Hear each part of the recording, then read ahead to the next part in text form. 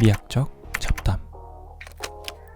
현대미술에서 가장 황당한 작품을 떠올리라고 하면 작품의 이름이나 작가의 이름을 모른다고 하여도 이 변기통 작품을 떠올리는 분들이 많으실 것 같습니다. 이 변기통의 작품성을 인정하고 있는 저조차도 가끔 이 작품을 가지고 글을 쓰거나 인용하기 위해 이 자료를 찾고 있다 보면 내가 지금 변기통 사진 잡고 뭘 하고 있는 거지? 하는 이 현타 비슷한 감정이 생기고는 하는데, 작품을 그저 눈으로 즐기시는 관객분들의 기분은 어떠실지 예상이 되는 것 같기도 합니다. 거기다 이 작품을 소개할 때 현대미술의 대표작이라는 타이틀과 함께 소개되는 경우가 많다 보니 이 변기통을 작품이라고 보여주는 것도 어이가 없는데, 그 어이없는 작품이 현대미술의 대표작이라 하니 미술을 그저 약간 독특한 사람들이 그림 잘 그리는 것 정도로 생각했던 관객에게 이 현대미술은 약간 독특한 사람들이 아닌 그냥 미친 애들이구나 하는 인식이 생기는 것은 어쩌면 당연한 것일지도 모르겠습니다. 이 작품은 마르셀 디샹이라는 작가에 의해 만들어진 작품인데요. 원래는 그림을 그리던 사람이었는데 유럽에서는 인기가 없다가 한 갤러리 관계자에 의해 미국으로 간 디샹의 그림 계단을 내려오는 누드가 이 미국에서 폭발적인 인기를 끌며 유럽에서의 생활을 접고 미국으로 건너가 작품 활동을 이어간 케이스죠.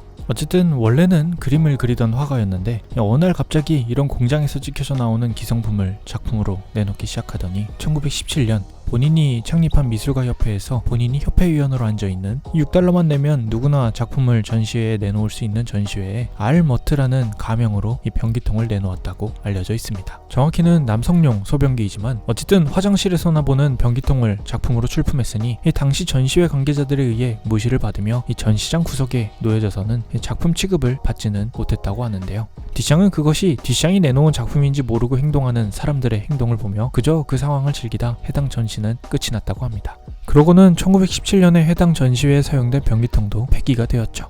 사실 남성용 소변기, 변기통이 작품이라고 내놓아져 있는 것도 어이가 없는데, 우리가 지금 보면서 어이없어 하고 있는 변기통은 당시에 내놓아진 진품 변기통도 아닌 것인데요. 우리가 보고 있는 변기통은 작품의 일화가 알려지며 1950, 60년대 사이 디샹의 회고전 등을 통해 디샹 본인이 작품이라고 인증한 16개의 복제 변기통 중 하나일 뿐이죠. 심지어는 16개의 변기통이 모두 매번 어디에서 대충 가져온 듯 모양마저 모두 다르게 생겼습니다. 오직 디샹이 장난으로 적어놓은 듯한 알머트라는 서명만이 같을 뿐이죠. 이 작품을 가지고 몇몇 분들은 디샹이 고정관념을 이야기한 것이라고 말하기도 하는데요. 그분들의 주장은 이 변기통도 화장실에서 만난다는 그 더럽게 바라보는 고정관념을 빼고서 보면 이 나름대로 새하얗고 곡선도 있는 이 예쁜 형상을 가지고 있다는 것이죠.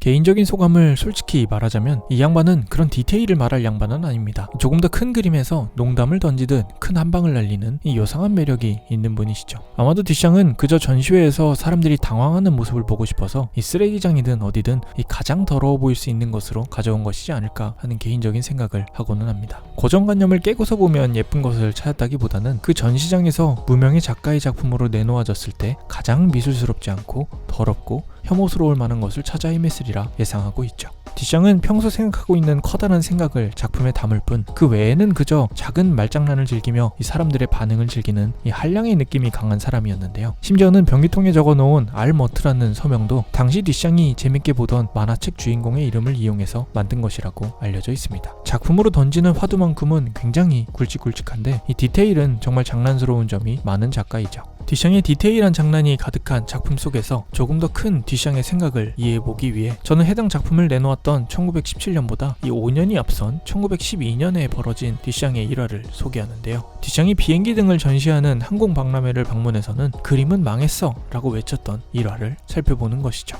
1912년 항공박람회를 방문한 디샹은 비행기의 거대한 프로펠러를 보면서 같이 간 친구에게 이런 말을 던졌다고 합니다. 회화는 망했어. 누가 저 프로펠러보다 더 대단한 걸 만들 수 있겠어? 라는 이 회화, 그림이라는 미술의 매체와 비행기의 프로펠러를 비교하는 디샹스럽게 참 이상하다 싶으면서도 살펴보면 또 시대를 읽어낸 큰 시각을 발견할 수 있는 명언이죠. 이 문장에서 회화와 프로펠러는 미술과 과학으로 이해해볼 수 있습니다. 1912년은 라이트 형제가 처음으로 비행을 성공한 1903년에서 겨우 10년이 지난 시기로 사람이 하늘을 날 수 있다는 것을 거의 처음 현실로서 받아들일 수 있는 시기였는데요. 이런 시기에 나타난 처음 보는 비행기라는 거대한 고철덩어리와 이 프로펠러라는 거대한 고철덩어리를 날게 해주는 고철 부속은 그 어떤 과거 거장의 예술가가 만들어주던 그림, 조각의 시각적인 충격과는 차원이 다른 형태의 매력으로 눈길을 끌고 있었는데요. 미술의 순수성이니 숭고함이니 예술성이니 하는 이 쓸데없는 계급장을 모두 떼버리고 오직 눈길을 끌어주는 시각적인 흥미로서 미술과 비행기가 맞붙는다면 어려서부터 비행기를 당연하게 보고 자라온 현대인에게도 그림, 조각과 비행기가 놓여진 공간에 있다면 비행기의 눈길을 더 빼앗기게 되는 것이 사실이죠.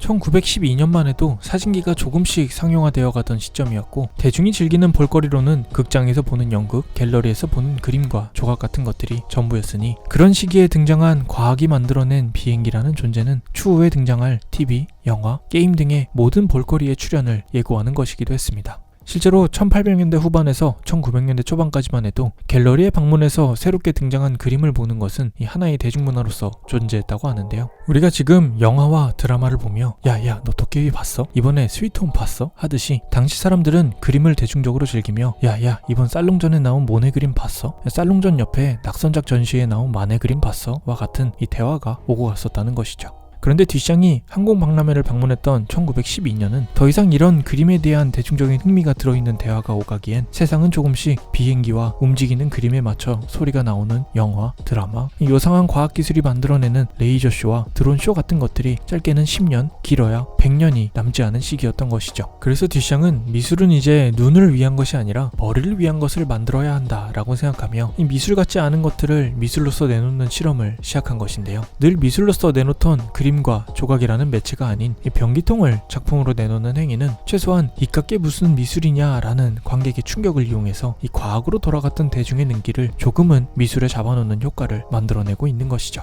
실제로 비행기가 나오던 시절 내놨던 뒷샹의 변기통 작품은 현대미술 작품 중 세계인이 가장 많이 알고 있는 작품 중 하나로 살아남고 있는 것을 보면 뒷샹의 시각과 선택이 나름대로 탁월했다는 것을 이 사회적으로도 증명하고 있는데요. 가끔 다빈치의 모나리자, 미켈란젤로의 다비드상을 얘기하며 오래전의 거장의 작품은 아직까지도 사람들의 눈길을 끌어내고 있다는 주장과 함께 미술과 조각은 아직도 사람들에게 흥미롭다라고 말씀하시는 분들이 계시기도 합니다. 하지만 숟가락이 500년이 됐다라는 사실만으로 아무 무늬 없는 숟가락이 500년이 됐다는 사실에 눈길이 가는데 500년 전에 이런 정교한 그림과 조각이 만들어졌다는 사실은 500년이라는 시간의 환상이 담겨있기도 한 것이죠. 이런 시간과 역사의 환상을 계급장 떼놓듯 없애버리고 모나리자와 다비드상을 비행기 옆에 놓으면 비행기에 눈길이 가는 것은 다른 그림과 프로펠러를 비교한 상황과 크게 다르지 않은 것인데요. 모나리자와 다비드상이 예술적인 가치와 미술적인 가치가 없다는 것이 아니라 뒷샹의 샘이라는 작품이 이것도 미술이냐라는 충격으로 사람들의 눈길을 끌듯 500년 전 르네상스 거장의 작품이라는 개념과 생각이 여전히 모나리자와 다비드상의 눈길을 끌도록 만든다는 것이죠. 아무리 정교하게 모나리자와 다비드상을 복제해서 전시한다고 해도 그것이 진품이 아니라는 것을 알게 된 관객은 결국 복제품이라는 사실에 흥미를 잃게 되는 것처럼 말이죠. 저조차도 뒷샹의 샘이라는 변기통 작품을 가지고 현대미술의 아름다움을 대표하는 작품이다 라고 말하는 것은 이해가 되면서도 앞서 말씀드린 것처럼 참 내가 뭐하는 짓인지 싶은 현타가 오는 대목이기도 합니다. 하지만 한 가지 어느 정도 확신하고 있는 것은 만약 뒷샹이 이깟게 미술이라고 와 같은 이 관객의 생각과 개념을 이용하기 위한 기성품, 레드메이드를 작품으로 내놓는 시도를 통해 변화의 바람을 불어오지 않았다면 미술은 지금 젊은 작가들이 꿈을 가지고 도전하며 이 갤러리에서 만날 수 있는 살아있는 문화가 아닌 이 오래전 인류의 문화를 살펴볼 수 있는 박물관의 유물로서 전시되고 있었을지도 모른다는 것이죠.